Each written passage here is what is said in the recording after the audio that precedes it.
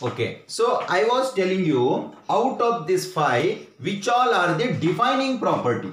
Defining property.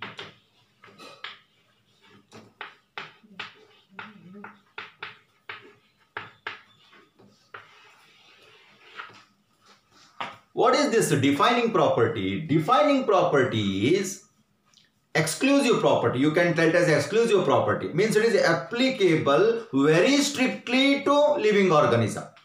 Very strictly to living organism. You may get confused now. What is that very strictly to living organism? I'll make your doubts clear. For example, now I am taking growth.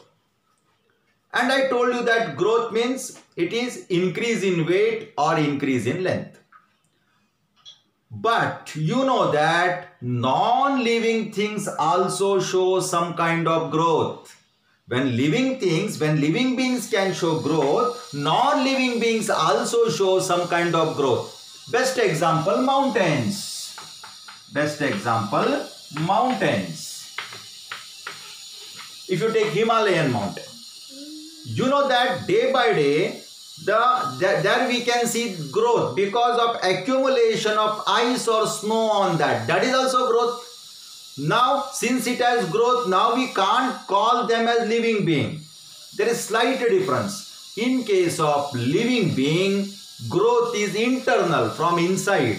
Whereas in case of non-living, growth is from outside, external. But anyhow, non-living things also show growth. That's why growth is not the defining property. It is a property of living organism, but it is not the defining property of living organism. Coming to second one, reproduction. What do you think? Reproduction is defining property? No. Again, reproduction is not the defining property of living organism. You may get surprised now.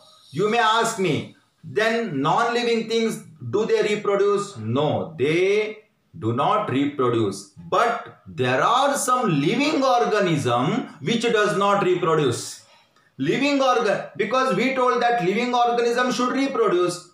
There are some living organism which does not reproduce. And best example, mule. Mule is an animal that is a cross between horse and donkey. When horse and donkey is artificially crossed, we get a new variety of animal called as mule, which cannot reproduce again. Now, can we call that mule as non-living? It is living, but only thing it cannot reproduce. Then in honeybee, the worker bee. Worker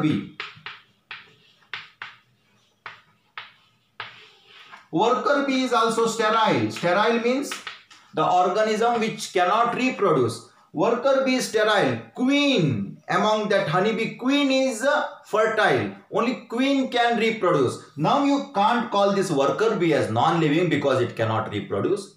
There are some human beings who cannot reproduce due to some health issues. They are sterile. Now you cannot call them as non-living. So that's why reproduction is not the defining property. Coming to metabolism. I told you that metabolism is sum total of chemical reactions that take place in living body. And example also I gave you, photosynthesis, protein synthesis. This type of metabolic activity cannot take place outside the living system. It cannot take place outside the living system. Metabolic activity takes place only in the living system. That's why metabolism is a defining property. Coming to next, cellular organization. Again same thing. Cellular organization, living organisms are made up of cell, non-living organisms are not made up of cell. You take any example, rock, stone, whatever, they are not made up of cell. That means cell is present only in the living organism. So this is again defining property of the living organism. Then coming to consciousness, response to stimulus. Non-living things, they never show response to stimulus. Again, consciousness is defining property. So these three are the defining property. Metabolism, cellular organization, consciousness. Whereas these two are not defining property. Of course, they are the properties of living organism. So now you are clear with the concept of properties of living organism and defining properties of living organism. Now, once we separated living organism from non-living, the next, all the living organisms on the surface of earth, all the living organisms present on the surface of earth, they are broadly classified into two groups. You have studied in your school days, even in 8th standard or 9th or even in 10th standard, you have studied all the living organisms present on the surface of the earth are grouped into two categories. They are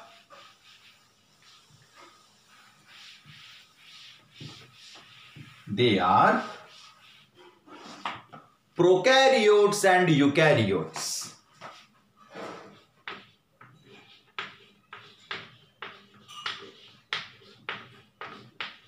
Prokaryotes,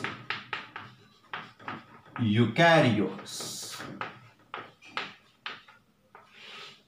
These are the two groups of organisms. You take any example, starting from bacteria to the largest animal, blue whale.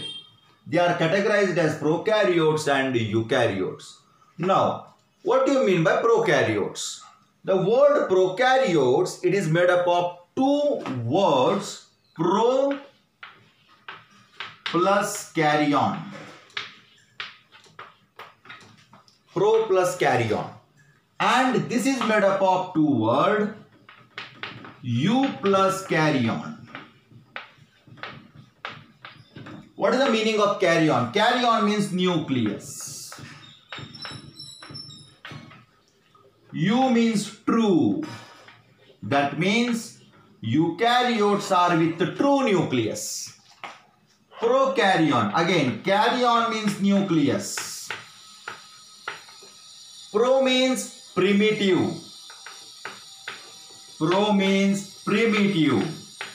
Primitive means old type, not well developed. So this is undeveloped nucleus. This is true nucleus means developed nucleus. Eukaryotes contain developed nucleus. Prokaryotes contain undeveloped nucleus. Now, which type of nucleus is called as a developed nucleus? You know that if it is a cell, at the center there will be nucleus.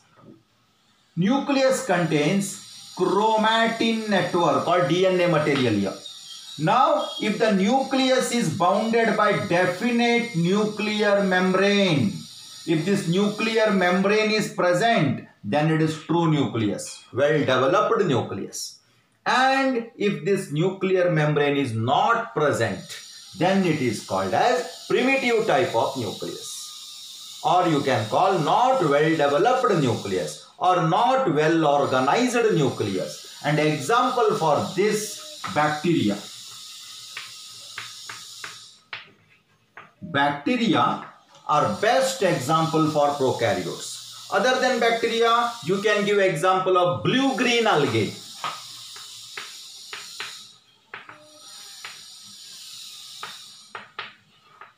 You can give example of blue-green algae. And eukaryotes, you can give any higher organism. Plants, human being, frog, snake, bird, fishes, all those, they come under eukaryotes. They are the developed one.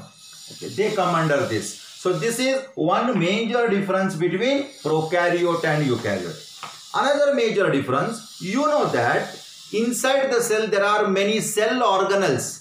Mitochondria, endoplasmic reticulum, Golgi bodies. So all these things you studied in your school days, those are present here. Cell organelles are present here.